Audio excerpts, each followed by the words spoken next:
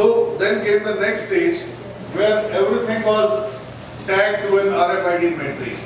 Now these days I cannot take out a pen or a shirt or a t-shirt or a knicker from a mall. I cannot be a thief, or I have been catered by this technology of RFID. But the other part is the mathematical part, the computational part, that these RFID tags also keep the stock position available ready into the computers. We don't know to manually take the detectors. It is automatically converted into the records or Excel sheets. So now the role of IoT, the next fourth stage, the 6 challenges.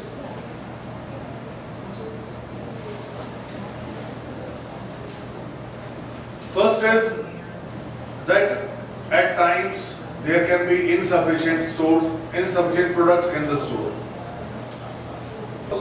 One that is perishable and other that is not perishable. All are fruits, the vegetables, the eatables, they all expire after some time. They come into the category of perishable commodities. Okay, and everything else is considered in a non-perishable. Is that so? I asked the students of mathematics from Singapore. Is that so? No. Because every year in September, Apple launches new phones, new devices, and immediately the old stock needs to be taken care of. So every business house needs to sell its electronic stock within a month before the new product has been launched. And for everything else other than Apple, how much do you think is the life of an electronic device?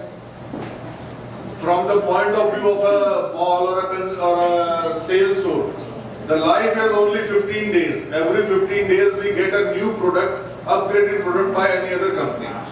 Today you buy a pen drive from one company, in the next 15 days you will have another advertisement highlighting a higher power of a pen drive, or with a new feature, say type E connector, type A connector, type C connector, anything. So every 15 days we get a new electronic product.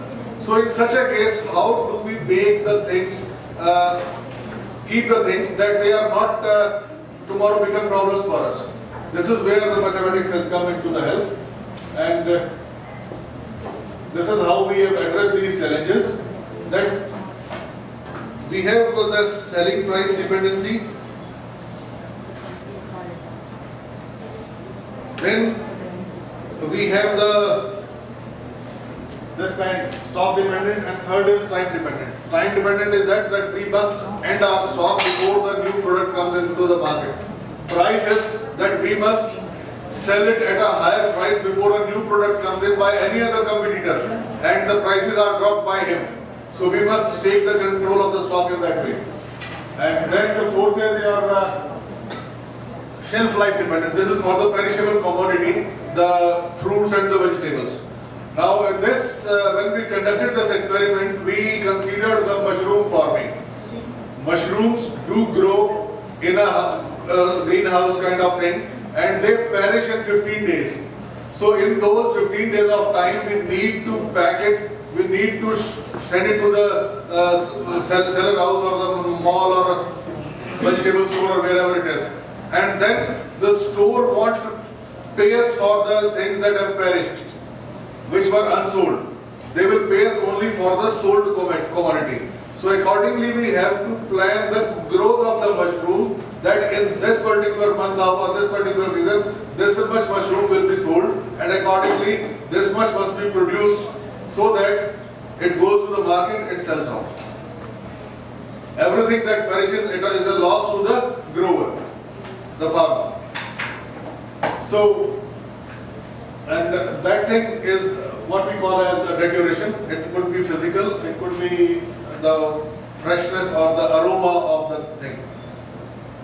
Now, the question to all of you: what is the shelf life of a pack of roasted coffee of Starbucks or Barista?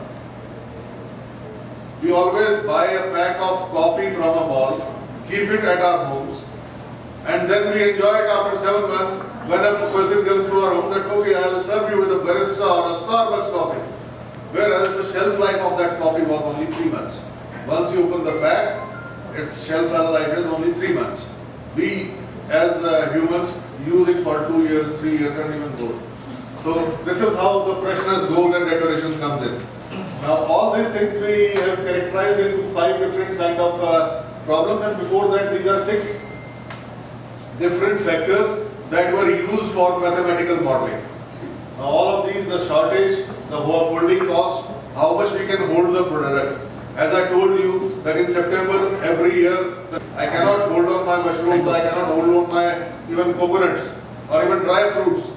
So then the ordering cost, if I pre-order, the cost is different. If the product is selling hot, its cost is different. If the new product has been launched and the previous product is in deterioration stage, maybe perishable, maybe not perishable, the ordering cost will be different.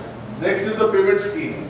The payment, business house always makes the payment after the end of life. After that entire product is either sold or it is perished. They won't give us advance payment. Then the pricing policy of the market, of the store and our competitors.